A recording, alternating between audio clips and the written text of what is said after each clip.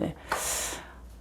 우리가 이제 그 청소년 내담자를 상담할 때 이제 보통 자기를 학대했던 그 행위자, 가해자들에게 복수할 거라는 그런 이제 마음들을 굉장히 강하게, 강렬하게 얘기할 때 상담자로서 어떤 식으로 이 부분을 좀 개입하는 것이 적절한지 이 부분을 한번 정리를 해 볼게요. 우선은, 이제 그 학대를 본인들이 어렸을 때, 특히 이제 초등학교 저학년 때 아주 어린 시절에 학대를 당했던 그 부분의 어떤 피해자죠. 피해자고 또 가정폭력 피해자이기도 하면서 아동학대의 대상자이기도 하죠. 그런 부분들이 이제 우리가 상상할 수 없는 그런 학대들이 이루어졌을 경우에 이 학대 피해자들이 생존해서 청소년이나 어느 정도 이제 어른이 되었을 경우는 그 본인들이 당했던 피해에 대한 것에 분노가 있고 분노를 좀 넘어서 증오 이런 부분까지 있는 거죠. 근데 이제 청소년이 되면은 힘이라는 게 육체적으로 자기가 어렸을 때는 어린이라서 당했는데 이제 키도 크고 몸무게도 있고 힘이라는 것을 자기가 자각하게 될 때는 그 내가 당했던 이 부분에 대한 것들을 이제 이 증오라는 감정으로 복수, 증오 이런 부분으로 갖고 있기 때문에 이제 내가 마주 대하는 내담자가 이런 감정들이 있을 때 상당히 상담자로서는 이제 좀 딜레마가 경험되어집니다. 그러면 우리가 보통 이럴 때 어떤 인형이라든가 안전한 대상으로 해서 이 지금 분이 뭐 너를 학대했던 뭐 어머니다, 아버지다, 아니면 또 뭐 누구다라고 생각하고 한번 뭐 때려봐라, 욕을 해봐라. 보통은 이렇게 하잖아요. 근데 그 방법으로는 이게 가상이기 때문에 별로 마음을 잘 열지가 않아요. 이 피해자들이. 그래서 어떤 방식으로 하는 것들이 조금 더 다른 방식을 이제 제안을 해보자면 처음에 했던 이제 그 인형이라는 대상에 대해서 예를 들어서 인형이 만약에 이제 어떤 여러 인형 중에서 이런 여러 가지 인형들이 있는데 한번 인형을 골라봐라. 그랬을 때 뭐 그 인형을 이제 고른 부분들이 만약에 이제 이 인형이라고 해봐요. 예를 들자면 하나의 인형을 고른 것이 뭐 이 인형이라고 얘기를 해봅시다. 뭐 이렇게. 이런 인형이라고 얘기하면은 이게 그 대상이라고 생각하고 너가 때려봐라 이렇게 이제 얘기를 하는 부분은 상담자가 때려봐라 이런 부분을 용어를 먼저 쓰는 것은 사실은 그렇게 적절하다고 보기는 어려워요. 그래서 상담자가 먼저 때려봐라 이런 것보다는 첫 번째는 이런 인형이라는 부분들을 이제 내담자가 선택을 해서 그 대상이 가장 비슷한 것을 골라봐라. 그렇게 해서 이제 만약에 인형을 골랐으면은 이 부분을 어떻게 이제 안내를 하냐면은 때려봐라 이렇게 해라 그러면은 감정이 실리지가 않아요. 근데 이제 우리가 이것을 하는 목적에 대해서 어떻게 하면 이제 비늘자 기법이 될 수도 있고 실제로 그 감정들을 표현하는 부분인데 이것을 왜 하는지에 대한 것들을 약간의 이런 조금 안내를 하는 필요가 있어요. 자, 이 인형이 뭐 학대했던 이제 그 뭐 새엄마, 새오빠라고 생각해 봐요. 그럼 이제 골랐어요. 새아빠라고. 혹은 뭐 자기 아버지라고 해서 이제 이렇게 골라냈다면은 이거는 실제는 아니고 그냥 어떤 가장 비슷하게 보여지는 대상이다. 근데 이것을 우리가 상상으로 실제로 시연으로 해보는 것은 실제가 아니지만은 우리가 이 하는 목적은 우리 꿈돌이 안에 있는 이 복수심, 화 이런 부분들을 먼저 알아보는 게 필요해요. 그러니까 이 복수심에 대한 화라는 것을 먼저 실체를 이야기를 해보고 나서 이걸 이제 드러내는 것이 조금 단계상 좀 더 필요하죠. 그러면은 그 학대자에 대한 화나 증오심이 있을 거 아니에요. 그러면 그것을 네가 화라는 증오심, 이런 화, 분노, 왼수 같다고 생각하는 그 대상에 대한 네 화, 이런 부분들이 어떻게 보이니? 화가 어떤 모양으로 너 안에 있니? 그래서 우선은 이 꿈돌이 안에 있는 화나 증오심에 대한 것들을 드러내 보이는 게 필요해요. 근데 이걸 우리가 드러내는 것을 잘 몰라요. 왜냐면 그냥 감정도 인식이 안 되는데 이 화라는 것을 드러내는 것은 어렵거든요. 그래서 이제 청소년이나 아이들에게 얘기할 때 네 안에 있는 그 너를 그렇게 때렸던, 너를 괴롭혔던 그 대상에 대한 너 화를 예를 들어 이미지로 표현한다면 어떻게 이미지로 있니? 이렇게 물어. 그림으로 있으면 이미지로. 그러면은 이제 그 아이들이 자기의 화에 대한 이미지를 얘기를 해요. 어떤 이제 그 친구들은 화산이 부글부글 지금 백두산이 막 나오려고 지금 막 부글부글 상태잖아요. 약간 그런 상태다. 아니면 뭐 어떤 상태다. 이렇게 이제 그 자기의 화나 증오심에 대한 이런 부분들을 이미지로 얘기를 해요. 그러면 그 화에 대한 것을 우리가 이제 오늘부터 지금부터 선생님하고 뭐 용암, 끓는 용암, 터지기 직전의 용암 이런 부분으로 이름을 이제 바꾸는 거죠. 이름을 뭘로 우리가 부를까 해서 이제 그 내담 아동에게 물어보면은 이야기를 하죠. 그래서 이제 내가 그 대상에게 가지고 있는 화에 대한 이런 부분들을 용암이라는 부분으로 외제화를 하는 거예요. 이름을.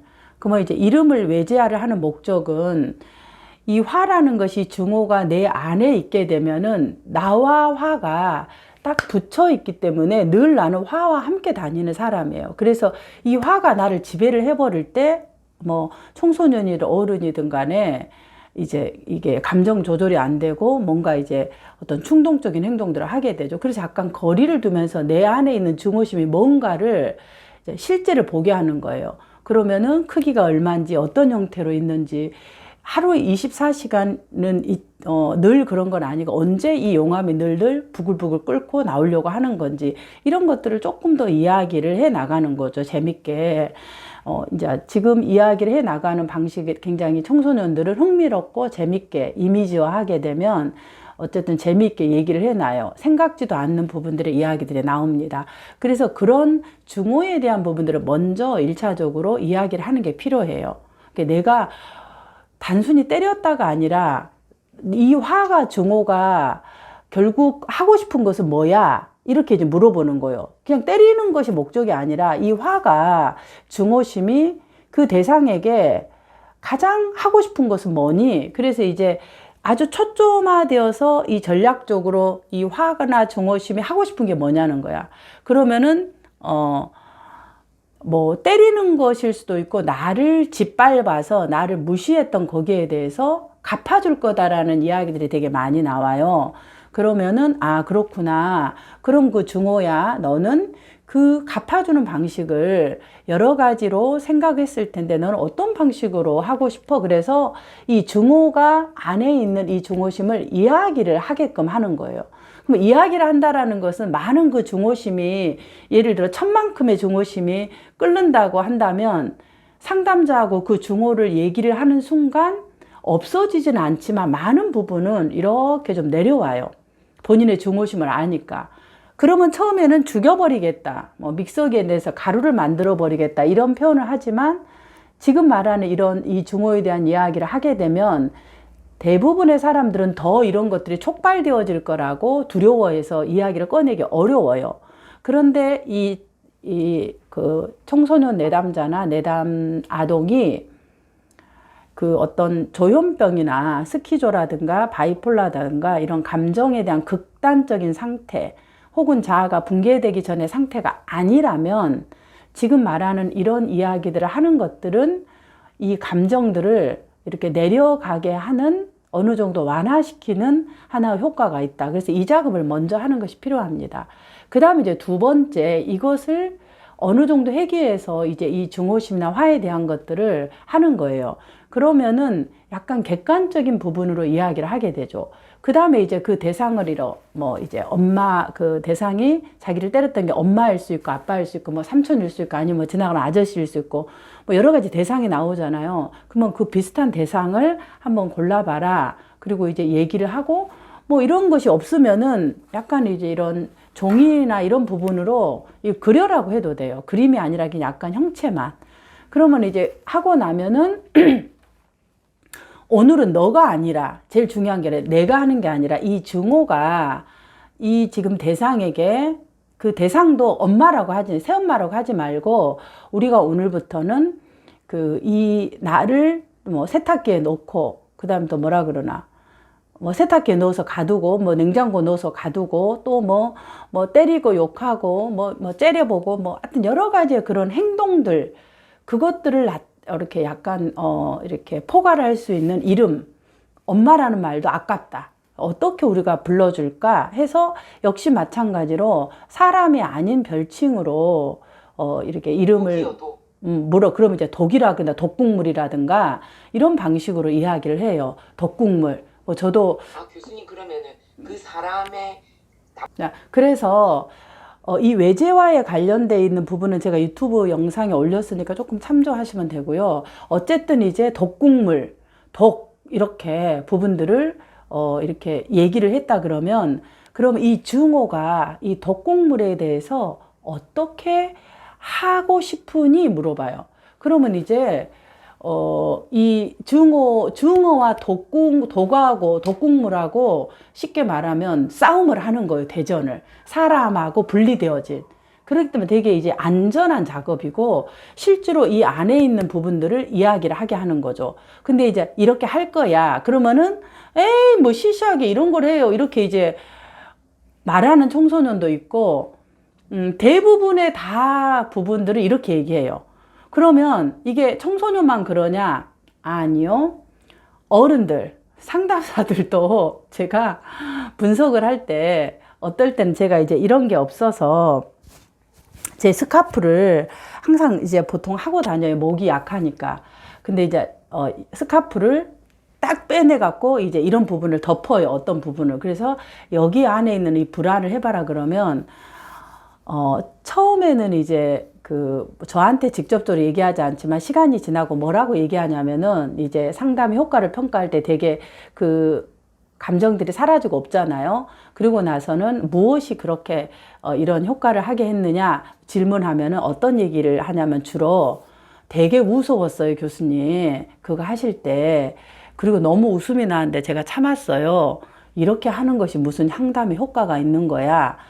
상담자들이 교육 분석을 받으러 오면서 그런 마음을 갖는다니까요. 그러니까 청소년 내담자나 이게 배웠어도 실질적으로 이제 이런 부분들을 약간 이렇게 실제로 하게 되면 어떻게 보면 유치하게 생각하는, 그리고 이거 한다고 무슨 이게 효과가 일어나나 이런 생각이 다 든다는 거죠. 이 지금 비자발적인 내담자나 청소년, 특히 이제 어떤 이런 내담자만 해당되는 게 아니라 사실 이런 생각들은 거의 다 갖고 있어요. 그냥 일반적인 대화가 아닌 이상에는. 그래서 약간의 이런 부분의 설명은 좀 필요합니다. 안내는. 그래서 이걸 하는 목적은 이 중오심이 너 안에 계속 있게 되면은 너는 어떨 것 같아? 하고 이걸 먼저 다루라는 거예요. 아까 첫 번째 단계에서. 그럼 이 중오심이 너 안에 뭐 용암으로 있다 그러면 그 용암이 너 안에 언제 들어왔을까? 그 용암은 너를 어떻게, 너가 용암하고 같이 있다 그러면 너는 어때? 용암에 파묻혀서 늘 부글부글 끓는 상태로 있다 그러면 생각이나 감정이나 이런 모든 부분들이 사실은 제대로 작동이 안 되는 거죠. 그럼 너가 궁극적으로 원하는 것일까? 아니라는 거죠. 그러면 이 용암이 부글부글 끓는 것은 결국 뭘 원하냐면 이 독국물이 쉽게 말하면 망하는 것을 보고는 거예요. 궁극적으로 얘기를 하다 보면은. 그러면은 이 망하는 방법이 뭐가 있을까? 이제 여러 가지 방법들을 이제 대차대조표 같이 이렇게 딱 이렇게 적는 거예요. 그러면 첫 번째, 욕한다. 두 번째, 때린다. 세 번째, 뭐 죽인다. 네 번째, 뭐 이런 이제 이야기들을 자기의 생각 속에 갖고 있는 것들을 다 적어보는 거예요. 적어보게 해서 그 중에서 네가 오늘은 어떤 방법으로 한번 해볼래? 그렇게 하고, 그러면 내 안에 있는 이 증오라는 것들이 어느 정도는 나와 거리를 유지해야 너가 원하는 진짜 이기는, 네가 진짜 이 상대를 망하게 하려고 그러면 너가 이 이 증오를 알고 증오를 너가 잘 이렇게 조절을 해야 네가 가능할 것 같다. 그렇게 해서 이 내담자가 원하는 것들을 잘 할 수 있도록 하는 부분에 필요하다는 것을 약간 이렇게 이야기를 해주면은 왜 이런 것이 필요한지를 받아들이게 돼요. 그래서 다음 시간에는 혹은 선생님이 상담 앞으로 나머지 시간에는 이러이러한 부분을 할 거야. 그래서 이제 미리 얘기하는 거하고 그 회기 중에 이런 걸 미리 안내를 좀 해 놓은 게 필요해요.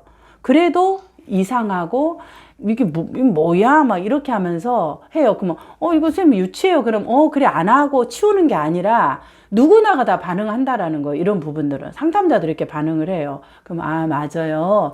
그렇게 생각할 수 있지. 근데 내가 지난 시간에 얘기했던 것처럼 이게 되게 유치하게 보이고 이래도 실제로 한번 내가 해 보면은 내 안의 감정들이 그러니까 걔를 위해서가 아니라 내 안에 그 증오라는 감정을 조금 더 나와서 너가 정말 원하는 이기는 삶을 살기 위해서 이 증오에 대한 부분을 이렇게 그 다루는 하나의 방법이란다. 이렇게 얘기를 해주면 조금 더 이제 알고 이걸 진행합니다. 그래서 그냥 때리는 거, 욕하는 것은 의미가 없어요. 어떤 내담자들은 이렇게 하는 게 내가 상대하고 똑같은 행동을 하는 거라고 생각하니까 너무 내 스스로가 싫다고 생각하는 부분이 있어요. 아니 그러면 나도 똑같은 내 아버지, 어머니, 내 스텝파더, 스텝마더처럼 똑같이 하는 거라고 생각하니까 나는 화내는 것조차도 싫어하는 내담자들이 있어요. 그래서 이제 이 증오라는 것들을 궁극적으로 원하는 거는 상대를 없애는 거다. 맞다. 그럼 네가 생각하는 없애는 게 뭐냐 하고 그걸 이제 언어화해서 드러내서 쭉 목록을 적어보고 실질적으로 안전하게 그게 하는 게 이제 외재화 방법이죠.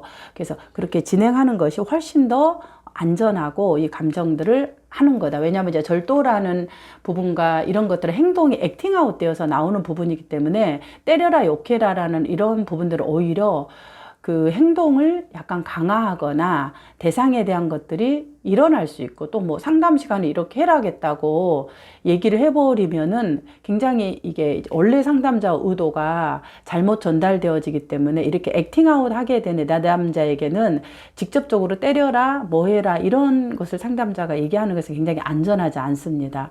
그래서 지금 말하는 그런 방식으로 조금 더 면밀하게 단계별로 하는 것이 좀 필요할 것이라고 보아집니다.